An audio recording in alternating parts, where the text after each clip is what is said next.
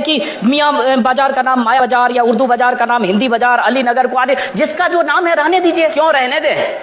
नहीं, मैं क्यों रहने दे? इसका तर्क मैं जानना चाह रहा हूँ। क्यों रहने दे? हम जानना चाह रहा हूँ इसका तर्क। कोई तर्क ये है कि यह देश पहले वह माया बाजार था, औरंगजेब के समय मियाँ बाजार हो गया। हमने कहा नहीं, इसको फिर से माया बाजार करो। इस्लामपुर नहीं था, पहले ईश्वरपुर था, इस्लामपुर जबरन कर दिया गया। हमने कहा फिर से ईश्वरपुर करो। तो ये जो हनुमानपुर था उसको हुमायूंपुर किया गया, फिर से हनुमानपुर किया गया। बहुत अच्छा, कोई बुरा नहीं किया। अगर किसी विदेशी आक्रांता के द्वारा किसी विदेशी आक्रांता के द्वारा किसी कालखंड में कुछ ऐसा कार्य किया गया है, उसको बदला जाना चाहिए। यह देश की सांस्कृतिक आजादी की लड़ाई भी है। सही बात है। तो आप ताजमहल का नाम राम महल कर सकते हैं। क्यों नहीं करेंगे? कर देंगे, बिल्कुल किया जाना चाहिए। आवश्यकता है तो किया जाना चाहिए। चलेगा। तो जो मुमताज महल के लिए शाहजहां ने ताजमहल बनाया, उसको जांच का विषय है, चर्चा करिए ना इस पर कभी खुले मंच पर। अच्छा, तो इसका मतलब जो भी पुरानी विरासत है, अगर कहीं लाल कोई विरासत नहीं, कुतुब मीनार जो देश के हित में होगा हमें वह कदम सख्ती के साथ उठाना चाहिए, बिना सोच, बिना लौंग लपेट के, बिना संकोच के। तो देश के हित में, देश की सुरक्षा के हित में है, आने वाली पीढ़ी के भविष्य के हित में हमें वो कदम उठाने में कोई संकोच नहीं करना चाहिए। तो योगी जी आप ये मानते हैं, आप थोड़ा गुस्से में हैं, तो मैं कोई गुस्सा नहीं हूं। मैं आपको बता रहा हूं, आप क्योंकि मुझे कह रहे हैं, मुझे भय है कि आपको फिर पसीना ना हो जाए। बिल्कुल नहीं, मैं चाहता हूं आप गुस्सा करिए, पसीना नहीं आएगा मुझे, चिंता मत करिए। मैं ये कह रहा हूं कि इसका मतलब हुआ कि आप देश के हित में मतलब मानते हैं, जो 20-22% मुस्लिम आबादी है वो देश हित के खिलाफ है, उनको हाशिए पर रखकर आप अपना देश, अपनी दुनिया। आप कभी गोरखपुर आएंगे ना, वहां मुसलमान जब पीड़ित होता है तो वह कहीं और नहीं जाता, वो मेरे पास ही आता है, कहता साहब देखो फलाना गुंडा उसके पास कोई विकल्प परेशान कर रहा है। और उत्तर प्रदेश सरकार से भी जो पीड़ित होता है तो भी मेरे पास ही आता है, कहीं और नहीं जाता है। अकेले सांसद हूं जो 2-3-4 घंटे पब्लिक के लिए खुले उसमें बैठता हूं, कोई सुरक्षा नहीं, कोई तामझाम नहीं, कोई भी आए अपनी बात कहें और फिर अगर बातचीत से मानेंगे ठीक, नहीं तो आंदोलन का रास्ता वहां तय होता है। हर एक व्यक्ति की सुरक्षा और हर एक व्यक्ति का विकास आपको देखना गोरखपुर में जाकर के। एक बार इसको ये बोलेंगे, हर एक व्यक्ति मतलब हिंदू हो या मुसलमान, जो भारत का नागरिक है, जो भारत का नागरिक है वो हमारा नागरिक है, उसमें जाति मत और पंथ कहां की बात आती है? जब अरे मैं सनातन हिंदू धर्म का उपासक बदलना चाहते हैं, सनातन हिंदू धर्म का उपासक हूं, सर्वे भवन्तु सुखिनः सर्वे सन्तु निरामया की बात करता हूं। मैं किसी मत और मजहब का विरोधी नहीं, लेकिन जो भारत का विरोधी है मैं उसका विरोधी हूं सर, वो कोई भी हो मैं उसका विरोधी हूं। योगी जी ठीक है, तालियां बजाइए आप लोग। योगी जी, उर्दू बाजार को हिंदी बाजार बताना या बदलवा देना, उर्दू हमारी पहचान हिंदी से है या उर्दू से? मैं आपसे पूछना चाहता हूं, आप फिर मुझसे उर्दू में ही पूछ। मेरी भाषा हिंदी है, मैं उर्दू नहीं जानता हूं। तो फिर लेकिन वहां के लोग भी हिंदी जानते हैं, मैं जानना हिंदी के नाम पर क्यों ना नाम रखें? सर सवाल तो मैं पूछ रहा हूं, जवाब आप देंगे। जिस दिन मैं आपकी तरह यहां आ जाऊंगा चुनाव लड़ने तो आप मुझसे पूछ लीजिएगा, आज मेरा दिन है।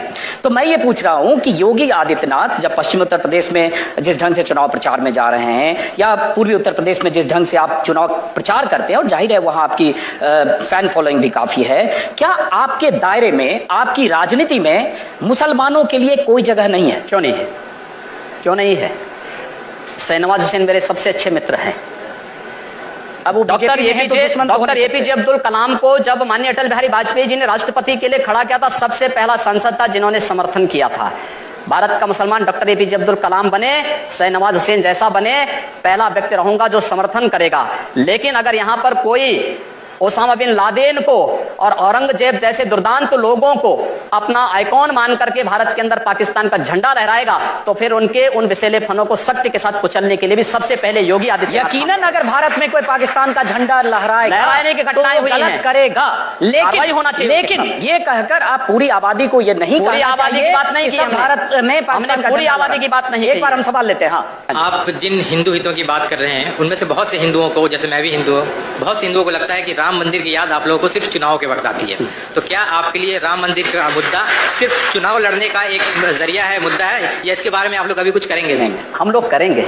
मैं कल ही रायपुर में राम मंदिर का उद्घाटन करके आया हूँ। भगवान राम का ननिहाल है और भगवान राम के ननिहाल में राम मंदिर का निर्माण हो चुका है। और ज्योतिषीय जो गणना है वो ये बताती है कि भगवान राम के ननिहाल में मंदिर का निर्माण अयोध्या में राम मंदिर के निर्माण का मार्ग प्रशस्त करेगा। लेकिन योगी जी जो उन्होंने सवाल बताएंगे, लेकिन तारीख नहीं बताएंगे।